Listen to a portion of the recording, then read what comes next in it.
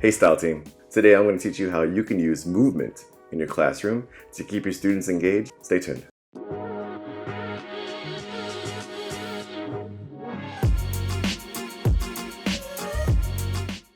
I'm going to share how I keep all of my students engaged. And it doesn't require much except for you to move.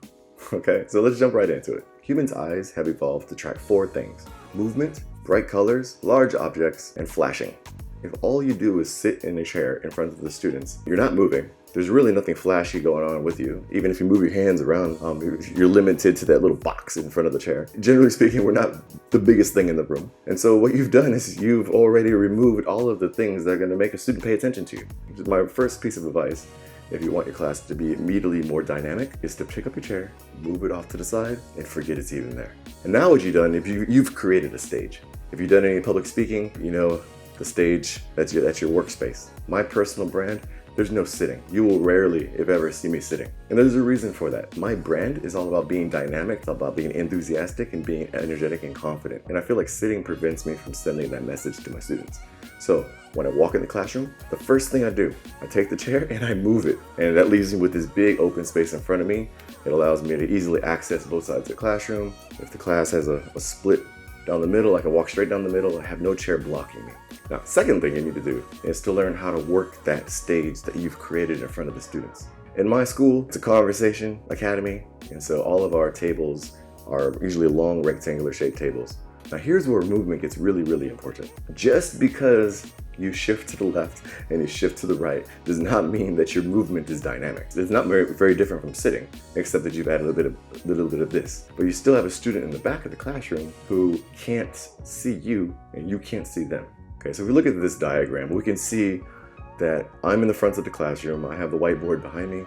We have a long rectangular table, and at the table we maybe have 10 chairs with 10 students. All right, and so we have this long line of students, and the students are generally facing each other. If I'm talking in the front of the classroom, who is the least likely to be engaged? If you answer the 2 students in the back, you're absolutely correct. How do we engage them? Well, you're not going to engage them if you're sitting in a chair in front of the classroom for 2 hours. It's impossible. What I like to do is I like to move around the classroom. And so what I'll do is I'll walk down either side and I'll reverse the structure of the class. So now the whiteboard is the back of the classroom, and where I'm standing is the front of the classroom, where the entrance is. I know that seems simple and a bit kind of common sense, but you'd be surprised at how many people don't do that. The next technique that I like to employ to engage my students is what I like to call triangulating the conversation. Now what this means is, let's go back to the diagram.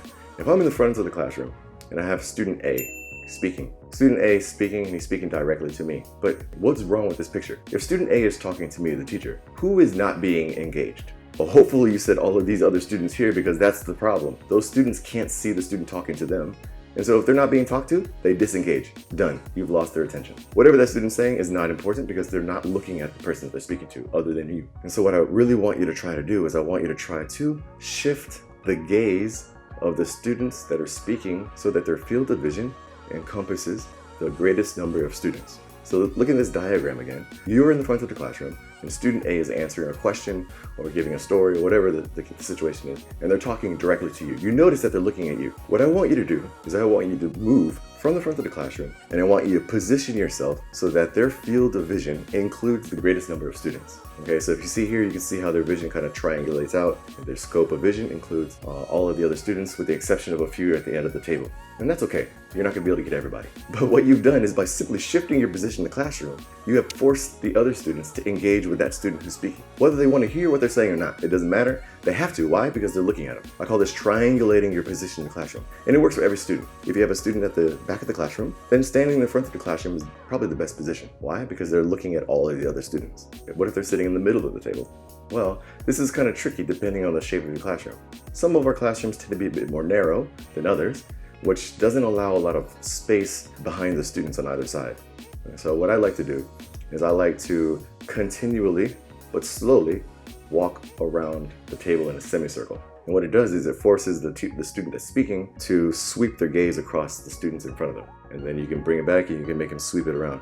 This is really, I know maybe some of you have never even thought about this before, but once you realize the amount of influence moving has on the student engagement in your classroom, you'll never go without it. It'll be so ingrained in you. Today, we talked about how you can use movement in your classroom, simple little changes in your positioning to increase student engagement and make them think and feel like your class is more engaging, more dynamic, and that you are just an overall more enthusiastic teacher. If you have any questions about how you can further build your personal brand of teaching, always feel free to drop a question down below. We'll be happy to answer them for you. My name is DJ from ESL Style Depot. Until the next video, take care.